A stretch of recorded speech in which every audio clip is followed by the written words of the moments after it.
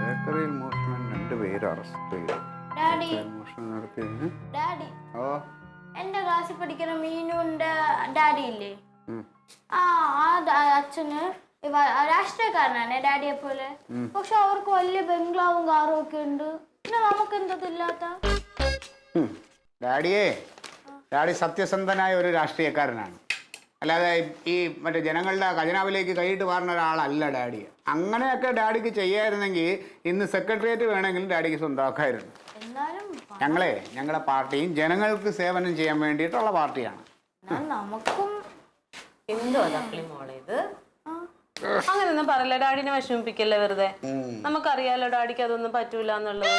പക്ഷെ ഡാഡി വെറുതെ പ്രമുഖനല്ലേ, പിന്നെന്താ എന്ന് പറഞ്ഞ ഒരു പ്രമുഖൻ അതങ്ങനെ നിർത്താനേ പറ്റുള്ളൂ, അല്ലാതെ ഒന്നും ചെയ്യാനൊന്നും പറ്റില്ല അതുകൊണ്ട്. അതെ, ഞാൻ ഇന്ന് കുറച്ച് സമയം വീട്ടിൽ ഇരിക്കാന്ന് ആലോചിക്കുന്നുണ്ട്. ഞാൻ ഇച്ചിരി നേരത്തെ എങ്ങോട്ടെങ്കിലും പോണോ? ഞാൻ സപ്പോർട്ട് ചെയ്തതല്ലേ ക്ലീറ്റോനെ. ഇത്രയ്ക്ക് അങ്ങോട്ട് തന്നെ സപ്പോർട്ട് ചെയ്യണ്ട കേട്ടോ. എന്ത് ചെങ്ങന്നൂരൊന്നും പോകണ്ടേ? ടി വി തുറക്കുമ്പോ കേരളത്തിലെ പാർട്ടിക്കാർ മുഴുവൻ അവിടെ ഉണ്ട്. നിങ്ങൾക്കൊന്നും പോകണ്ടെന്നു. ഞങ്ങളുടെ പാർട്ടിയെ അവിടെ വിജയം ഉറപ്പിച്ചു കഴിഞ്ഞ സീറ്റാ ചെങ്ങന്നൂര്. പിന്നെ ഞാൻ അവിടെ പോകേണ്ട കാര്യമില്ല. ഞാൻ കൊടുക്കേണ്ട സന്ദേശം ഫോണിലൂടെ എൻ്റെ ഒരു 3 മിനിറ്റ് ദൈർഘ്യമുള്ള ഒരു ഇത് ശബ്ദ സന്ദേശം അയച്ചിട്ടുണ്ട്. അത് ചെങ്ങന്നൂരൊക്കെ ഇപ്പൊ പാറി പറന്ന് കിടക്കുക. തീരുമാനമായിട്ടുണ്ടാവും. ചൂട് ചായയാണ് കേട്ടോ. ഇതിങ്ങനെ എടുത്ത് മുഖത്ത് ഒഴിച്ചു കഴിഞ്ഞാൽ ഭയങ്കര രസമായിരിക്കും. തിരിച്ചു വീണാലും തിരിച്ചു വീഴില്ലല്ലോ. ഞാൻ ഒഴിക്കുമ്പോ തീർത്ഥം ഒഴിക്കുമല്ലോ. വേറെ അടുക്കളയിലുണ്ട് അല്ലേ? രാവിലെ വേറെ ഒരു പരിപാടിയില്ല അല്ലേ? കൊച്ചുങ്ങൾ എന്തെങ്കിലും സംശയം ചോദിച്ചാൽ അതിന്റെ രീതിക്ക് മറുപടി പറഞ്ഞു കൊടുത്താൽ മതി. നീ കൂടുതൽ എന്നെ അങ്ങോട്ട് ഇതാക്കല്ലേ തങ്കാം. ജീവിക്കാനുള്ള ചുറ്റുപാടൊക്കെ പാലായിൽ കിടപ്പുണ്ട്. പിന്നെ എന്നെ കൊണ്ട് അങ്ങോട്ട് പറയിപ്പിക്കണ്ട എന്നുള്ളത് കൊണ്ട് ഞാൻ ഒന്നും പറയുന്നു. ജീവിക്കാനുള്ള ചുറ്റുപാട് എല്ലാം ഉണ്ട് എനിക്ക്. ഞാൻ വെറും ഒരു നിങ്ങൾ വിചാരിക്കും പോലെ അങ്ങനെ ഒരു സാധാരണക്കാരനല്ല. വിചാരിച്ചില്ലല്ലോ. പിന്നെ നീ ഇടയ്ക്കിടയ്ക്ക് നിന്റെ ഈ എന്നെ ഞാനേ പറഞ്ഞ കൊച്ചിരിക്കുന്നു. നിനക്ക് വേറെ പണിയൊന്നുമില്ല, ഒന്നുമില്ല. എന്നൊരു കാര്യം ഇതിന്റെ അമ്മയുടെ കൂടെ ചെല്ല്. കുറെ നല്ല അറിവ് പകർന്നു തരും. സർവ്വവിജ്ഞാന കോശം അത്. ഓഹോ, ഇവനൊരു കോൾ ചെയ്യാനുള്ള പൈസ ഇല്ല ഇവൻ്റെ. എന്താ? ഒരുത്തൻ രാവിലെ മിസ് കോൾ അടിക്കുക നടരാജൻ. നിങ്ങൾക്കും പൈസ ഉണ്ടാവില്ല, നിങ്ങളുടെ പാർട്ടിക്കാർക്കും പൈസ ഉണ്ടാവും. ഞങ്ങളുടെ പാർട്ടിയുടെ പേരിൽ സമ്പാദിച്ച് കൂട്ടുന്നില്ല. അതുകൊണ്ട് ഞങ്ങളിലൊക്കെ ചില പൈസ ഇല്ലാതിരിക്കും. എന്നാൽ ഇങ്ങനൊരു ദാരിദ്ര്യം ഉണ്ടാവോ? ഹലോ, മതി. നടരാജ എന്ത് ഓട്ടോ ഡ്രൈവർ ഡൈമൺ സന്തോഷിനെ എന്തേ പെണ്ണാ പിടിച്ചോ? അതെന്താ ബാബുവോ? ബാബു ഇത് പറഞ്ഞിട്ടുണ്ടാ പണി മുടക്കിന്? എല്ലാവരും അറിയിച്ചോ? എല്ലാവരും വിളിച്ച് അറിയിക്ക്. നീ വണ്ടി ഇന്നൊന്ന് ഒരു വണ്ടി ഒന്നും ഓടണ്ട. ഞാൻ പറഞ്ഞിട്ടുണ്ട്. ബാക്കി കാര്യങ്ങൾ ഞാൻ ഏറ്റു. പിന്നെന്താ അങ്ങനെ കൂടാൻ പറ്റുമോ? ഒരുത്തന്നെ മൂക്കടിച്ച് വരുത്തിട്ട് നീ വെച്ചാൽ എല്ലാവരും അറിയിച്ചോ? ശരി. അതെ, എൻ്റെ ഷർട്ടും മുണ്ടും എടുത്തേക്ക്. എന്തിന്? എടീ, നമ്മുടെ ഒരു ഓട്ടോ ഡ്രൈവർ ഡൈമണ്ട് സന്തോഷിനെ ഒരു പെണ്ണ് മൂക്കിലിട്ട് ഇടിച്ചു കൊടുക്കുന്നു. പെമ്പിള്ളേർ ഇങ്ങനെ ആയാൽ പിന്നെ എന്ത് ചെയ്യുന്നേ? അതിന് ഞാൻ പോയിട്ട് ഇനി പ്രസ്താവന ഇറക്കണം. ബാക്കി പത്രസമ്മേളനം, ബാക്കി പരിപാടികളൊക്കെ ഉണ്ട്. നീ അതൊക്കെ തേച്ച് പെട്ടെന്നാട്ടെ. ചെങ്ങന്നൂരാണോ? ചെങ്ങന്നൂരല്ല നിന്റെ ചെങ്ങന്നൂര്. ഇത് ഇവിടെ നമ്മുടെ ഇവിടെ നടക്കുന്ന കാര്യം.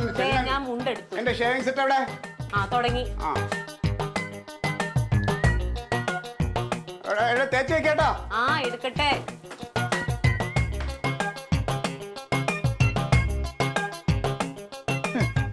എന്നാലും ഏത് പൂലൻദേവിയാണ് എന്താ ചെറുക്കനെ കൈവച്ചത്? മക്കളെ, ഡാഡിയുടെ പാർട്ടിയിലെ യൂണിയൻ ഉണ്ടല്ലോ, ഓട്ടോ ഡ്രൈവേഴ്സ് യൂണിയൻ.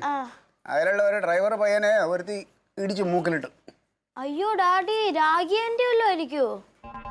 രാഗിയാ? അതെ, അവളവിടെ ഇല്ലേ? ഇല്ല ഇല്ല.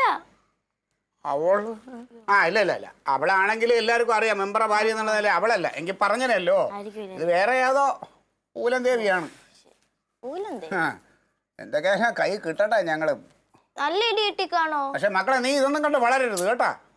ഇങ്ങനെ കുറെ തലതെറിച്ച പെണ്ണുങ്ങളുണ്ട്. ആ ചേട്ടന് നല്ല ഇടി കിട്ടിക്കാണോ? നല്ല ഇടി കിട്ടി കാണും. ഇതെന്താ എന്തെങ്കിലും ചെറിയ കാര്യത്തിനായിരിക്കും. പൈസ ഉള്ള ടീമായിരിക്കും, അതിന്റെ അഹങ്കാരമായിരിക്കും. എന്താ ഷർട്ടും മുണ്ടും തേച്ചിട്ടുണ്ടേ. ഇനി എങ്ങോട്ടാ? ഇനിയിപ്പോ നേരെ പാർട്ടി ഓഫീസ്, അവിടുത്തെ പത്രസമ്മേളനം, അത് കഴിഞ്ഞ ഒരു പന്തംകുളത്തിൽ പ്രകടനം.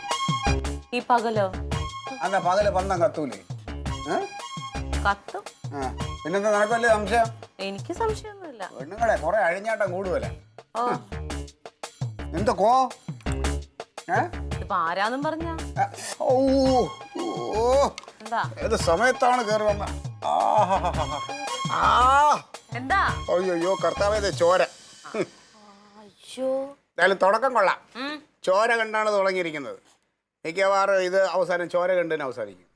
ചോരപ്പുഴാവരുതേ, ചിലപ്പോ ചോര കടലൊഴുകും. മകളെ ആ ഷെയിൻ ലോഷൻ എടുത്തുണ്ടോ? എവിടെ തിരുപ്പുണ്ടോ? എന്തെങ്കിലും ചെയ്യാൻ അപ്പൊ വന്ന് വേറെ കാര്യങ്ങളും പറഞ്ഞോണ്ട് നിൽക്കും. വികസിനെ കണ്ടിട്ട് വേണം ആശുപത്രിയിലോട്ട് പോകാൻ.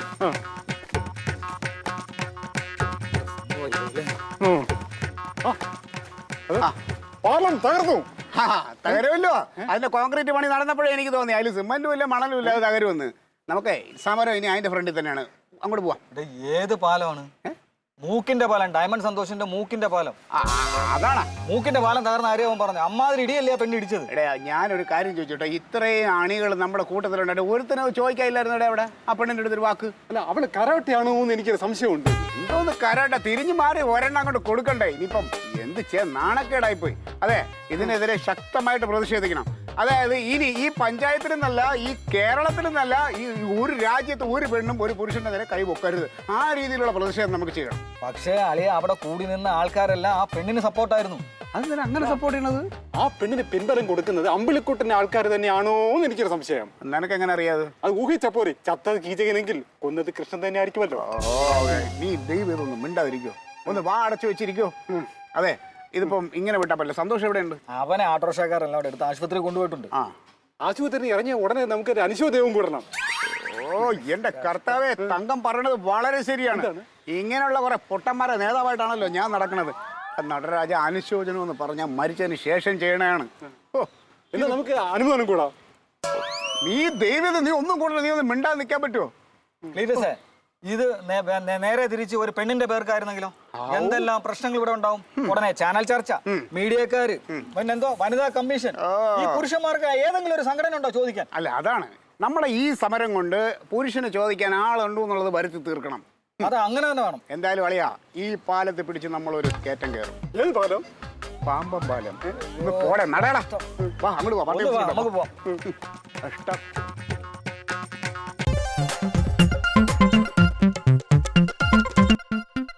Alien versus Alien.